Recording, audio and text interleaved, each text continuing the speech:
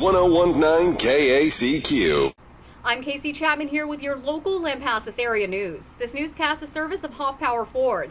It was a busy weekend for LPD. Officers were sent out to the 700 block of South Key on a harassment call and had to settle a couple of disturbances. One in the 1100 block of Nix Road, the other in the 400 block of East 8th. A reported fraud was called in from the 600 block of Antelope Lane, and a shots fired call came in from the 1600 block of East Avenue G.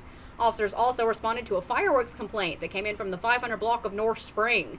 Multiple thefts were reported over the weekend, including the 400 block of North Ridge, the 400 block of South Key, and in the 700 block of West Avenue E, and in the 600 block of North Ridge.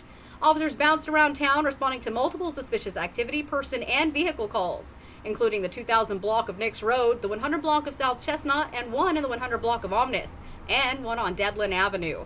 2 non-injury wrecks were swept up in the 400 block of West 3rd and the 800 block of North Key. A 35-year-old Austin man was arrested in the 1500 block of South Key on 4 counts of possession charges, and a 21-year-old Cove man on the 1200 block of East FM 580 for a DWI. The county booked in 27-year-old Brazoro man for possession of a controlled substance. Over the weekend, Lomita was sent out to check out on a suspicious person. Kempner settled a disturbance and went out on a burglary case and a harassment complaint. County deputies had an animal complaint and were sent out to Cove to respond to an alarm. The burn ban does remain in effect for Lampasas County. Stick around, more Lampasas local area news is coming up next. There's nothing like a Ford, and there's no better place to get yourself driving that new Ford like Hoff Power Ford in Lampasas.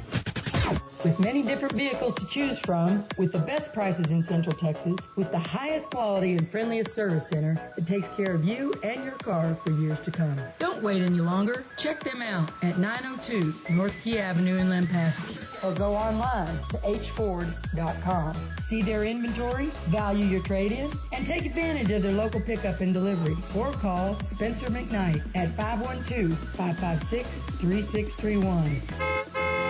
Get yourself driving your new ride today. There's nothing like a Ford.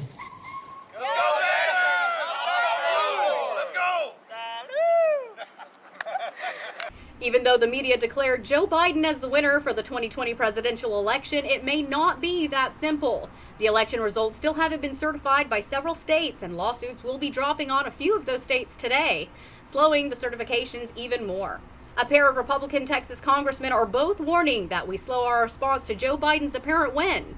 Russell Scott has the details. Congressman Joni Arrington says it would be unwise to accept any outcome before recounts are final and the election has been examined by the courts and determined to be fair and accurate.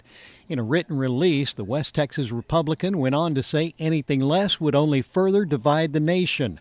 Meanwhile, Congressman-elect Ronnie Jackson, a former White House doctor, calls Saturday's announcement premature. He tells Wichita Falls television station KFDX that all votes haven't been counted and allegations of voter fraud have not been fully investigated. He went on to say we simply need to slow our roll.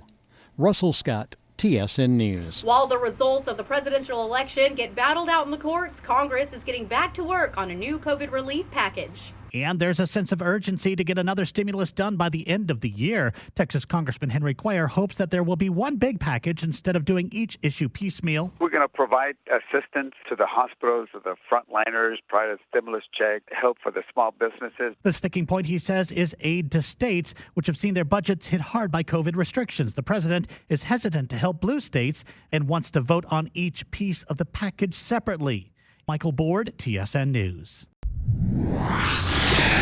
For your COVID-19 update, as of yesterday, there were just over 124,000 estimated active cases of the virus in Texas. The fatality count in the state is over 18,000. Around the region, Bell County jumped up to 6,860 total cases. Coryell County up 31 at 2,067. Burnett added 19 with 1,139.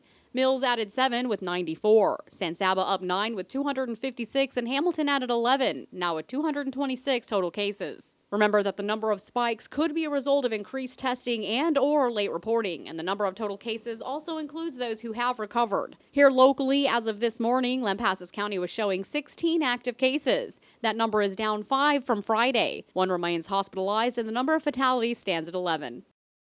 It'll be mostly cloudy through mid-morning tomorrow, then again clear with temperatures reaching 76. Clear later in the evening with temperatures falling to 47. And for Veterans Day, it'll be sunny out with high near 77. Mostly clear and a low of 55. This is Allison Pope with your local Lampasas area weather. Have a good day. In sports, the Badgers sealed their district championship last Friday on home turf after beating Fredericksburg Billies 56-20. The Badgers don't get much time to celebrate, though. They'll head into the bi-district playoff against U Valley Coyotes on Fredericksburg this Thursday. The Badgers will be the home team, and tickets go on sale midweek. If you can't get tickets to the game, be sure to tune into Lampasas Radio or go to lampasasradio.com for the play-by-play action with Daryl Brooks and Randy Morris, with the pregame show at 6:30, kickoff at 7. The Lady Badger basketball teams are back on the court under Coach Mark Myers. The varsity took out 5A Eastview 53-38. The freshmen beat Eastview JV team 48-25. Tomorrow they'll be on home court to take on McGregor at the middle school. Freshmen at 5, varsity right after. 1019 KACQ.